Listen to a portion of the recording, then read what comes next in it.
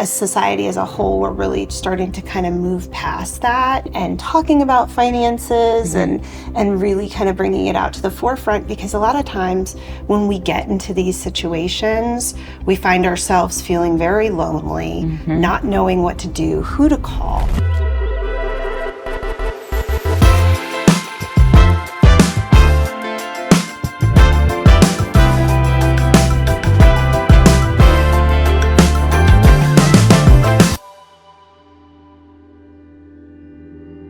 Hi, welcome to GlowTalks with Jess. I am so thrilled to have my absolute bestie here, Michelle Washington. Thank you for having me. Little did we know when we met back in Wells Fargo call center, 1999, we'd come fast forward all these years. I'm afraid to even count what years. Yeah. Geez, 25 years. Yeah, it's been a while. I love you so much. Yeah. Love you, honey. So yeah, we've been through a lot, haven't we? Yes. In this 25 years. Kids, marriage, lots of stuff. Had lots of fun times before all that went down, though. Yes, we did. And after. Yes.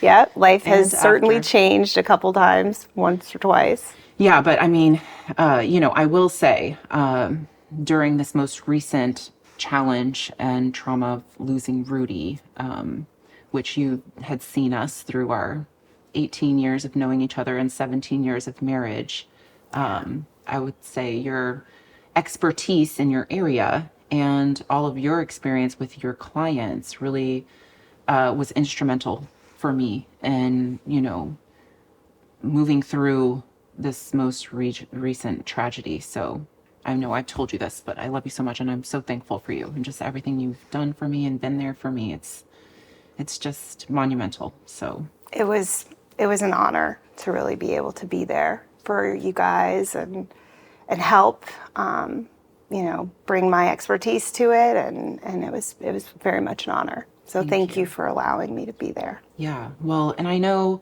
the topic of death obviously comes up more in your day-to-day than most people. So it was nice that you have already kind of been through this with other families, and maybe not even in the sense of like how short of a time it was for us, like how quickly it went for us. But I could tell your true professionalism, aside from you knowing us and wanting to help and be there, like really having a professional in this space, and especially when you're going through a life event and a life experience like death, it's just, honestly, I don't know how I could have done it without you. Yeah. Well, and it's really important to think about like how you're going to prepare. Right. And the one thing that I can say about our experience together was that you guys had prepared quite a bit, which made it very easy for me to kind of help guide and tell you what the next steps were that you may want to think about or do next. Right.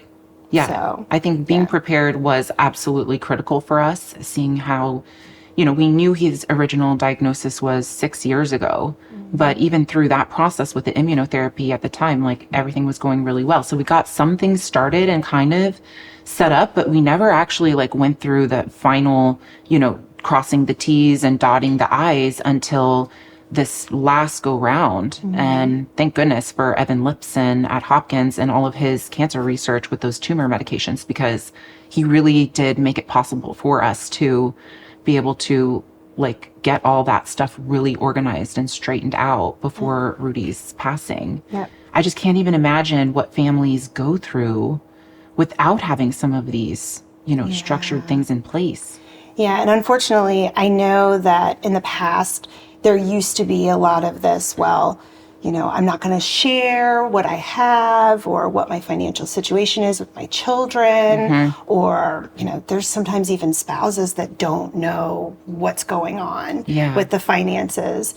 And, I really feel like as society as a whole, we're really starting to kind of move past that, Yeah. and talking about finances, and really kind of bringing it out to the forefront, because a lot of times when we get into these situations, we find ourselves feeling very lonely, not knowing what to do, who to call. I was so anxiety ridden. Or like what And my who to next step trust. should be. Yeah, Yeah. absolutely. Yeah. So, I think it's important that, people understand there are resources out there. Yeah. And sometimes it can be a friend, or, Yeah. it could be a colleague. You just never know. But it's Yeah. always great to just talk and share, because that helps you. Well, also, find like, resources. not everyone is in a position that they need like a full estate plan put together. Maybe they Sure. just need a will, or Yeah. just some of these basic documents. So it is accessible to everyone for not maybe the exorbitant costs that we build up in our minds. Right, absolutely. And I always, recommend to clients to speak with an estate attorney. If you know anyone that's an estate attorney, or just, looking at, some friends that have maybe gone through this. You can even just search and try to find an estate attorney. I know a lot of them offer like seminars and different things like that people can go visit and kind of see what to expect. Those are just some of the steps that you can take to make sure that you kind of get things in order, and always have a consultation, and they usually help you figure out exactly what's right for you and your family. Yeah. So, talking about consultations, like, let's say I was unsure about insurance, or how much should I be like transferring over to my kids, or what kind of vehicle, right, to transfer the money over. Like, how would I go about, like, what would that look like? Is it a free consultation? Takes what, about 30 minutes to an hour? Like, how does that look? Some offer, free initial meetings, some don't. It just depends. Okay. And I think it's important to just kind of ask that question up front when you're looking for someone. And depending upon what your needs are and what you're looking to accomplish in the meeting, will kind of determine on the cost. Yeah. I would say. Well, and I think too, which I know through your journey over the last several years, it wasn't necessarily that you were losing a spouse, right? Like, you're losing a parent. Yeah. We're at that age where now our older generations are having health issues or needing more support from their kids. Yes. And here we are trying to raise our own family, and now step into, supporting our parents. Right. And I know you personally had to experience and go through some of that. Yeah, a lot of folks are, we're getting to this place where we call them the sandwich generation, where you're raising kids and you're trying to figure out, how am I going to take care of my aging parents? Yeah. So it seems to be kind of the wild, wild west for some folks, and they don't really see what it's about until they're in it. And in a lot of ways, it can be a lot more traumatizing than someone passing away. Right. Because someone being ill or needing care, needing you to help them make financial decisions for a long period of time can be a lot more emotionally, physically, and sometimes even financially stressful. Draining too. And draining. Yeah. So to do all of those things and raise a family is, we're talking really difficult, superhuman, feat, right? So, I think it's important to start having the conversations as early as possible with your parents, just to kind of know what their situation is, what their wishes are. Exactly. Okay. What are their wishes are? What legal documents do they have in place, right? Who are their trustees, if they have a trust? Who's their power of attorney? Who is their medical power of attorney, their financial power of attorney? All those things are very important. And who the players are, who's their estate planner, who's their CPA, who's their financial advisor, who's their insurance agent. So even just starting by sitting down, asking the questions, jotting down the names of who they're currently working with or last worked with. Okay, so that's good. That's a good step. First step. Yeah, and I know for me in my practice, I like to meet with the kids as early as I possibly can. I never want to meet the kids after mom or dad has had an episode or an illness or something has come up, or God forbid they've passed away. Right. I do not like to meet children in that capacity. fact, yeah. I like to meet them as early as possible so that everybody's on the same page. Yeah. And if there's any changes that need to occur, we're doing them while mom and dad are healthy, alive and well, Yeah. and have a input. wherewithal, mental wherewithal Exactly. to be able to still also make decisions for themselves. Exactly. And can say, I want this, I don't want that. And everybody is on the same page. Yeah. So that's really, really important. And, just having everybody involved really just makes the process, I don't want to say not painful, because it can be, no matter how you slice it. Sure. But everybody's on the same page and Yeah. knows what's to come next. Yeah, I mean, I just know and have seen where then family members become involved, and let's say the parents really didn't want them to be, or that everybody wants to now pitch in and do all of these things, but it was really against the wishes of the parents originally. Right. That can become just very stressful, like unnecessary stress. I mean, you're dealing with the grief and the emotional situation of even caring for being a caretaker. Right. You know, like you don't have energy for other people then at that point. Right. Of like being like, actually, we have it all settled. It's okay. We'll call you in like when the time is right and when we need you. Right. And I think other people become then more settled in themselves, right? Like the other family members then are like, okay, they have a plan. Right. So then they don't have to also carry unneeded stress Right. about the situation. And if you think about how times have changed, I mean, when my great-grandfather got ill, after my great-grandmother passed away and needed care, my great-aunt stepped in like a saint. Yeah. And she took care of him. Right. She was a stay-at-home mom, raising 2 kids. Amazing woman, right?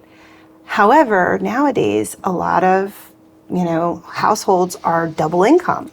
Yeah. So it's very challenging when you're trying to figure out how to balance a job, raise the kids, and now All of a sudden one of your have to parents manage the needs care. like a full-time caretaker. correct. And you've got to figure out how to manage all of their financials as well, in addition to your own. So what kind of insurances would you say would be good in this case, like that you could invest in for the sake of just kind of keeping a safety or like a foundation, just in case your parents do happen to fall ill? Yep. So a lot of folks will look into long-term care insurance. That's, there's different types of strategies that are out there. But those are the most likely use is going to be a long-term vehicle, care right. insurance policy of some sort. And some have, life insurance in them. Some have, income vehicles attached. It just kind of depends on what's available. But if you don't have any type of insurance, it's just really important that, as the child, you've spoken with your parents on how that's going to look from a financial perspective. I think that a lot of folks are very surprised when they see what these costs are. Yeah. And, how long these costs could go on. I mean, Right. It is the biggest threat to anyone's retirement account and their retirement plan. And, Safeguarding Oh, what you've absolutely. already built up so that it's Absolutely. not all just whoop, in one swoop, because now all of a sudden you didn't have your long-term care insurance in place. right. Yeah. Yeah, and it's very odd because, currently I have my grandmother is in a long-term care facility currently, and one of the things that we always are just so surprised by is that the fact that, the monthly cost for where she is at one point in her life was an annual salary. Wow. If you can just think about that kind of impact that it has on a family, that's been working and saving for decades to Yes. then have this happen. So, it's not always unavoidable. There's a very large percentage, that people over the age of 65, it could be 70% for a single person, 90% for a couple, that they could face this. So it's just important to have some sort of plan in place. Yep. And that can consist of obviously long-term care insurance. It could be your individual financial plan that you have with the advisor. Make sure that if you're going to be the medical power of attorney and financial power of attorney for your parents, that you've had this conversation both with your parents and their advisor. Yeah. That's great. Yeah. But if you don't have any of those things in place, at least knowing or even the legal advanced documents. medical directives, Yes. right? So wills, power of attorneys, advanced medical directives, DNRs, all those fun things that, you've got to get from You your just estate hope you don't planner. have to ever, but the reality is that we are all gonna pass. Yeah. Like that is the reality. So it's better to prepare and not be so just fearful. Right. And just be more as prepared as possible, because once it does happen, it's hard enough emotionally. Right. And then put on top of that nothing's organized. Right. It just can be so overwhelming. Right. And traumatizing. Yeah. And it's one of those things where it's going to be difficult no matter what. Yeah. It's just how difficult is it going to be, right? Yeah. I've been doing this for 16 years and it's still difficult, and it's different for everyone. Everyone's scenario and situation is a little different. And the one thing that, the insurance, whether it be life insurance, whether it be long-term care, or the amount of investments that you have, the more that you have, the more choices you have. Right. It's really what it's about is the choice. Right. And being able to make the options available, right? Correct. So investing in a trust, if you're passing down assets to your children or future generations, Right. like that's crucial. Right. Really crucial. And laws change all the time. Yes. So that's the other thing. It has to be managed along the way. Yes. In addition. And that's the good thing. Once you have a solid plan, it's maintenance. Yeah. Now you're just meeting on a regular basis, making sure everybody still feels the same way they did the last time. Do we need to make any updates? Yeah. Has anybody's lives changed dramatically that we need to make adjustments? Whether it's a health issue, could be death, divorce, whatever the case may be. Oh my gosh, yes. You make these changes, but for the most part, the overall goal usually remains the same. Yeah.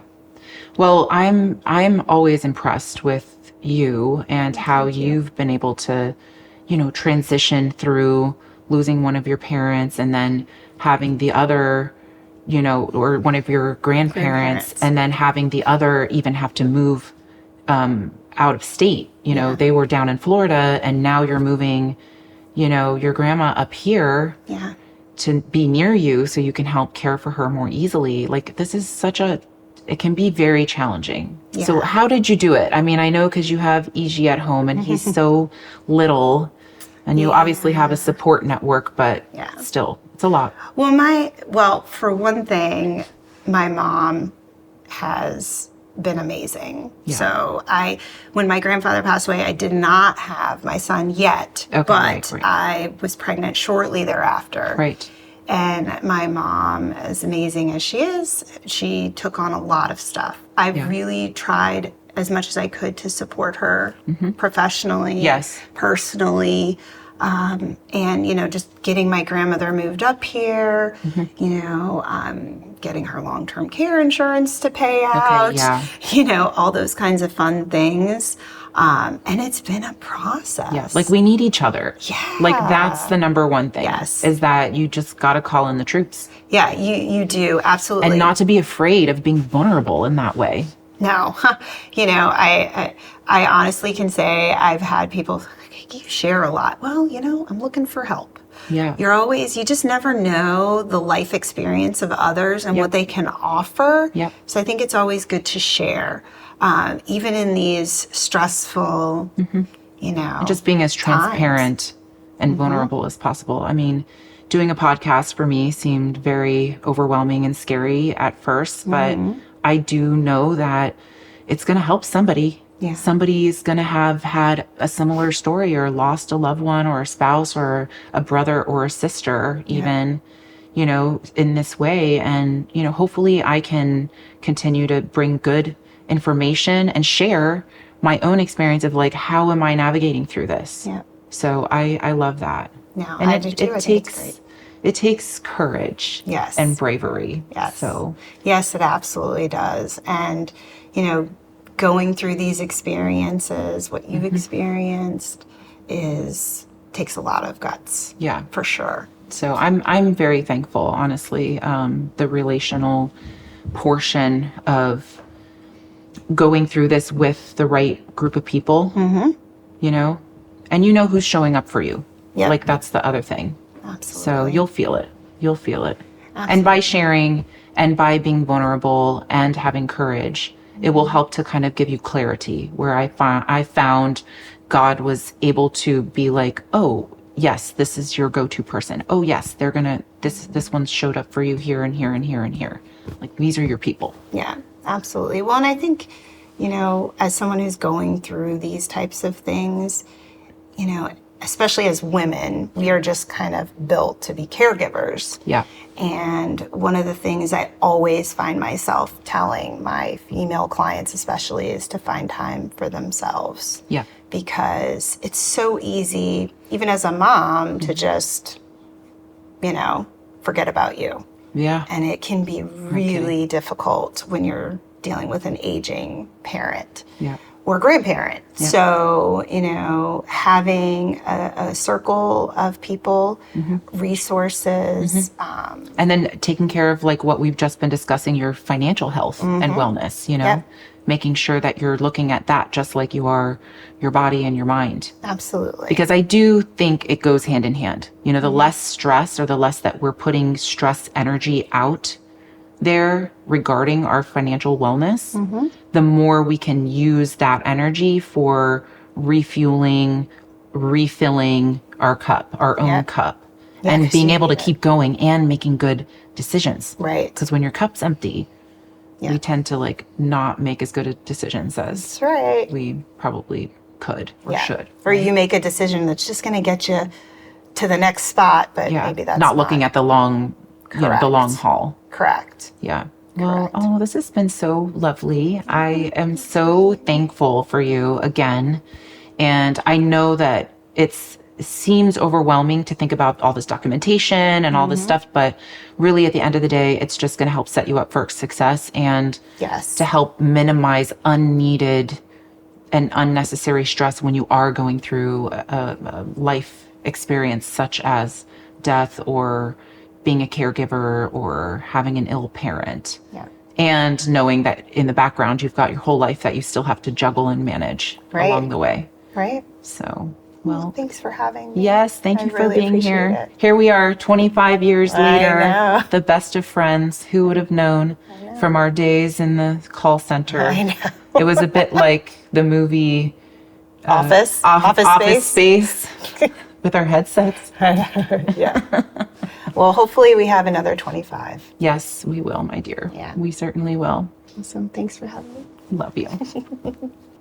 Thank you guys so much for listening and joining us today. I am thrilled to continue to bring you great content, so don't miss out. Make sure you subscribe to my YouTube channel, GlowTalks with Jess.